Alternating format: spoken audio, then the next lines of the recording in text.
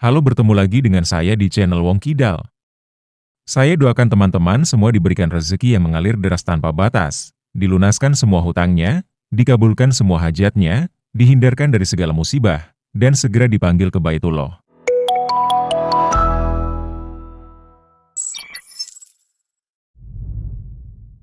Awal film kita melihat wanita cantik yang sedang menyanyikan sebuah lagu di atas panggung. Wanita itu bernama Maggie. Maggie adalah seorang penyanyi profesional, namun belakangan ini namanya kurang naik daun.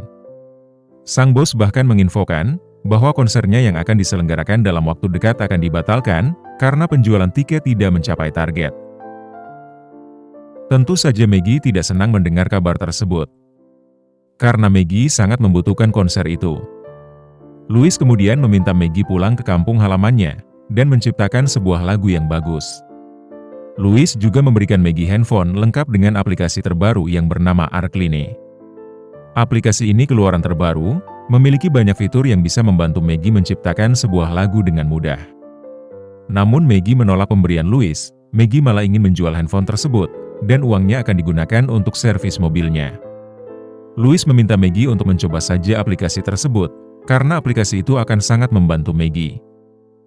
Dengan perasaan sedih, Maggie pulang ke New York untuk mengunjungi kedua orang tuanya, sekaligus menghabiskan akhir tahun di sana.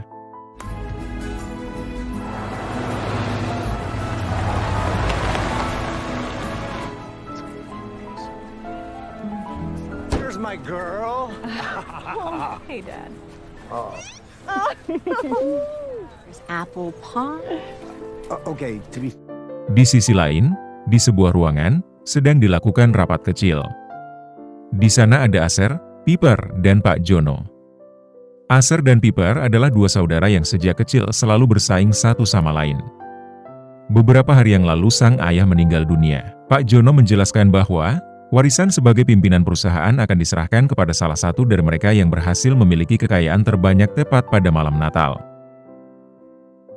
Piper sangat gembira mendengar berita tersebut, karena Piper adalah tipe orang yang ambisius. Sedangkan Asher biasa saja. Saat hendak meninggalkan kantor, Piper menyerahkan sebingkai foto lama kepada Asher. Bingkai itu berisi foto keluarga saat mereka masih kecil.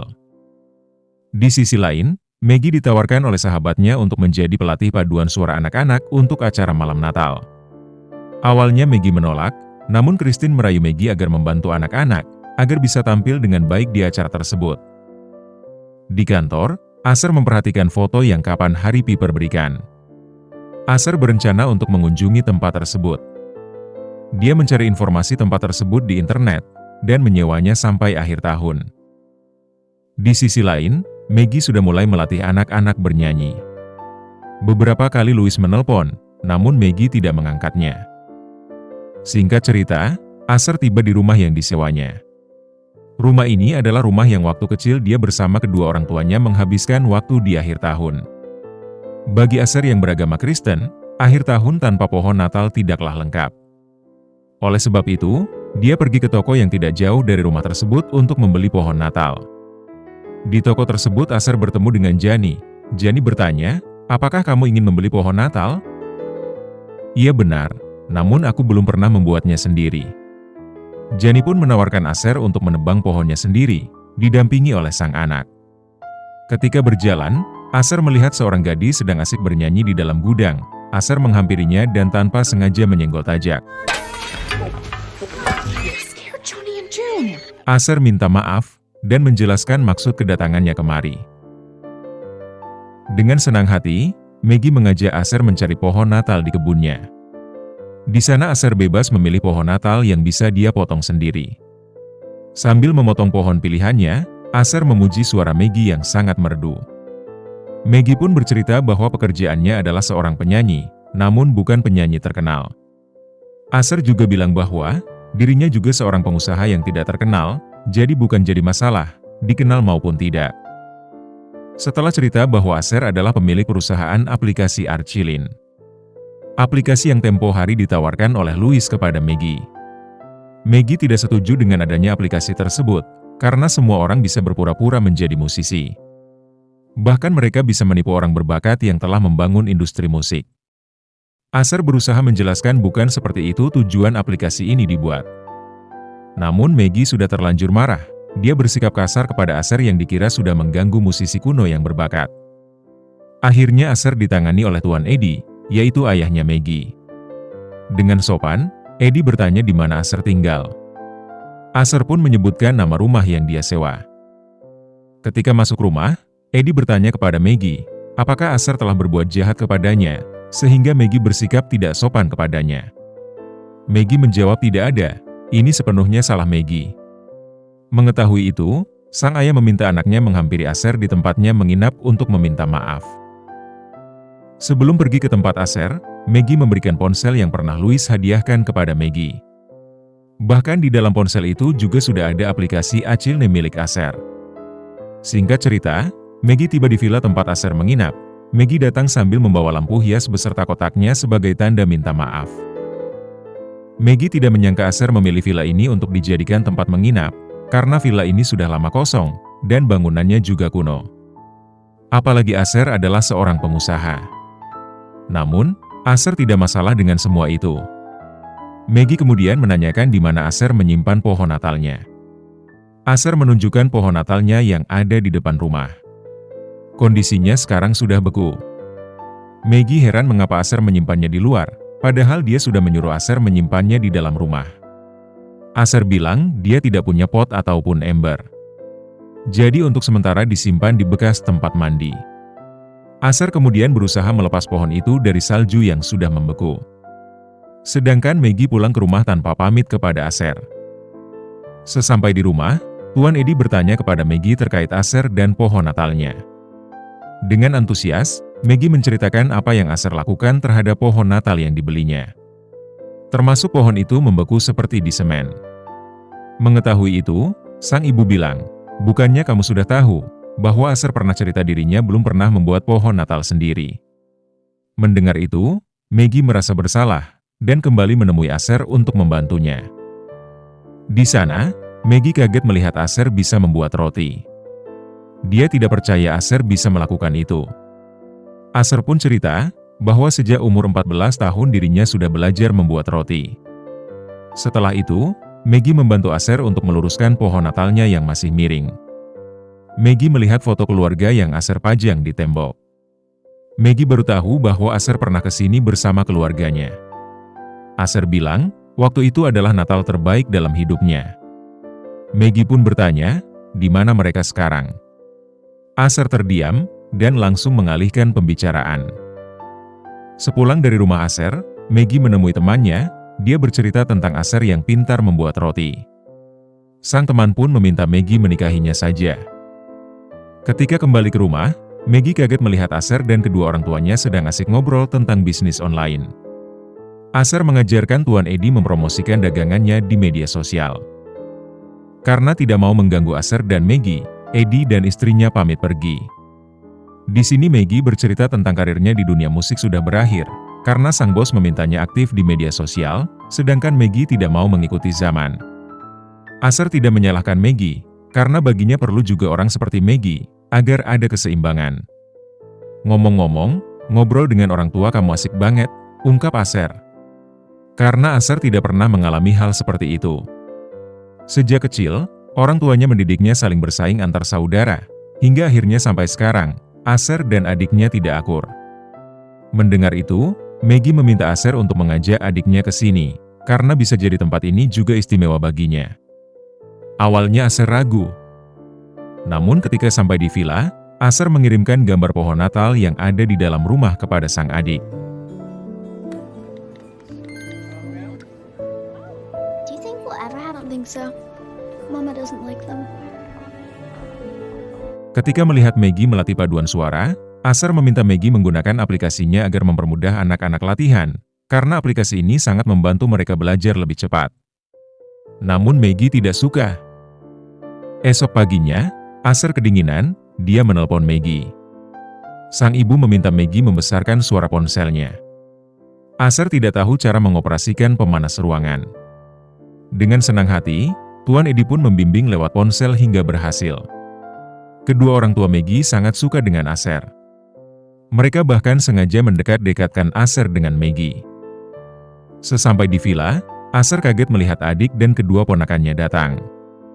Di luar Nurul, Aser tidak mengira sang adik mau datang kemari.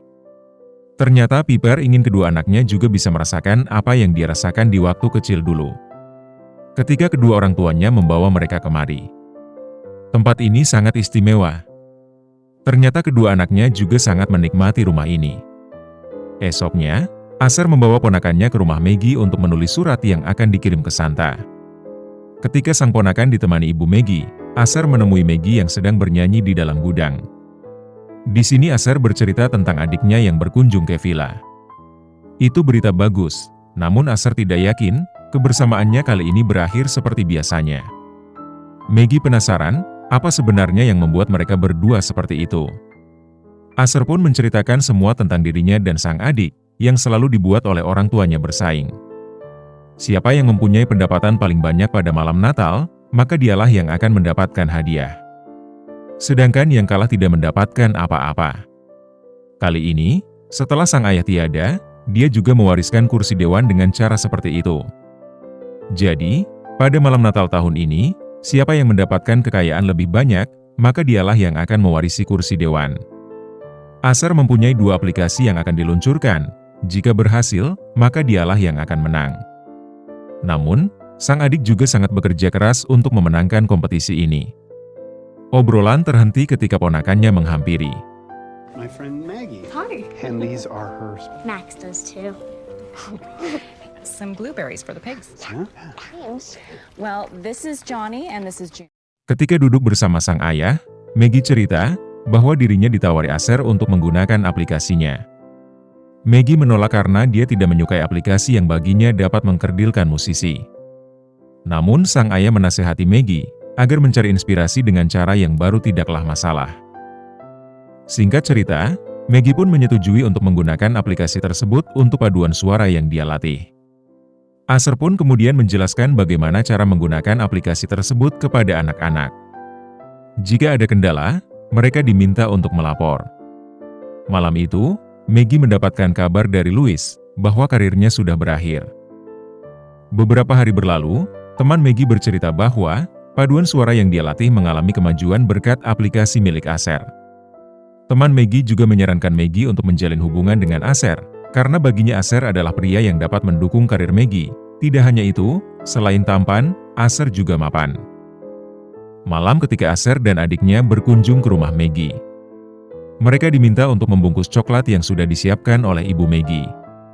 Di sini Maggie melihat Aser dan Piper cepat-cepatan dalam bekerja. Jiwa persaingan mereka berdua sangat terlihat. Oleh sebab itu, Maggie berinisiatif untuk menggantikan posisi Aser agar Piper bekerja dengan santai. Esok hari, Aser kembali bertemu Maggie di sebuah kafe. Aser berterima kasih kepada Maggie atas perhatiannya tadi malam. Di sini Maggie bercerita bahwa dirinya disiapkan satu panggung untuk bernyanyi di malam Natal. Mendengar itu, Aser menawarkan Maggie untuk menggunakan salah satu aplikasi yang dia sedang kembangkan, di mana aplikasi tersebut bisa menyiarkan secara langsung, bisa merekam, menyimpan, dan bisa dimonetisasi. Aplikasi ini sangat cocok untuk penyanyi yang menghargai bakat. Maggie menjawab, akan mempertimbangkan tawaran Aser. Malamnya, Aser dan sang adik bermain-mainan waktu mereka kecil. Di sini Aser marah karena sang adik sangat egois. Piper masih sama seperti dulu, yang inginnya selalu menang dan menjadi nomor 1. Aser memutuskan untuk pergi dan berkunjung ke rumah Maggie. Aser sangat ingin mempunyai keluarga harmonis seperti di rumah Maggie. Maggie menyarankan Aser untuk melakukan cara lain, agar dia berhasil damai dengan sang adik. Sepulang dari rumah Maggie, Aser melihat sang adik masih menunggunya di ruang keluarga. Piper ingin Aser tidak menyerah menghadapi sikapnya yang seperti itu. Piper bersikap seperti ini bukan semata-mata demi uang, namun didikan orang tuanya dulu yang membuat mereka selalu bersaing. Singkat cerita, Tuan Eddie mempromosikan penampilan anaknya yang akan disiarkan secara langsung menggunakan aplikasi terbaru. Karena memiliki pengikut yang banyak, video itu viral. Saham perusahaan milik Aser naik drastis. Berita itu diketahui oleh Piper. Piper marah kepada Aser karena telah mengalahkannya, dan akan menempati kursi dewan. Aser menjelaskan bahwa dia akan memberikan kursi dewan itu kepada Piper, Namun Piper tidak mau jika mendapatkannya dengan cara tidak adil. Piper mengajak kedua anaknya untuk pergi dari villa ini. Namun kedua anaknya tidak mau. Seperti biasa, jika ada masalah, Acer selalu datang ke rumah Maggie. Di sana dia bercerita masalah yang sedang dihadapinya. Tuan Eddie merasa bersalah, karena videonya, hubungan Acer dan sang adik tambah runyam. Namun secara bisnis, Acer malah diuntungkan. Ketika kedua orang tuanya pergi meninggalkan mereka berdua di ruang tamu, Maggie bilang kepada Acer bahwa dia akan menyanyikan lagu ciptaannya sendiri pada malam Natal. Besoknya, ketika sedang latihan bernyanyi, Maggie ditelepon Louis. Ekspresi wajah Maggie berubah setelah ditelepon Louis. Malam itu, tepat di malam pesta, Maggie tidak terlihat di lokasi acara. Acer menyusulnya di gudang. Di sana Maggie bercerita bahwa Louis sudah mendengar lagu ciptaan terbarunya itu. Louis tertarik untuk memproduksinya, dan meminta Maggie untuk kembali kepadanya. Louis juga keberatan dengan konser Maggie yang disaksikan secara gratis. Maggie berpikir bahwa ini adalah kesempatannya untuk bisa berkarir lagi, dan menolak konser bersama Acer. Namun Acer bilang bahwa Louis hanya memanfaatkan Maggie. Karena Maggie tidak kunjung datang, sang ibu tetap meminta anak-anak naik ke atas panggung untuk bernyanyi. Tak lama kemudian, Piper dan sang anak hadir di acara tersebut. Acer kaget melihat kedatangan Piper. Piper langsung memeluk Acer. Di sini mereka berdua sepakat bahwa kursi dewan akan mereka jalankan berdua. Ketika asik ngobrol, tanpa Acer sadari Maggie sudah berada di atas panggung.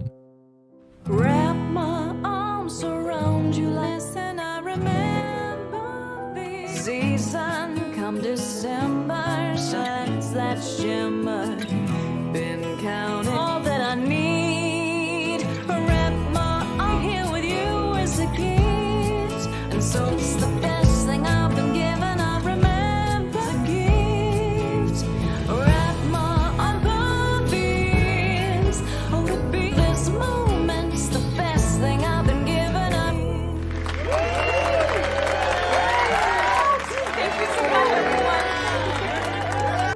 Konser Maggie malam itu berjalan dengan lancar.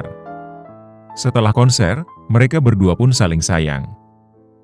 Film pun tamat, jangan lupa sholat dan perbanyak sholawat. Sampai jumpa di Baitullah.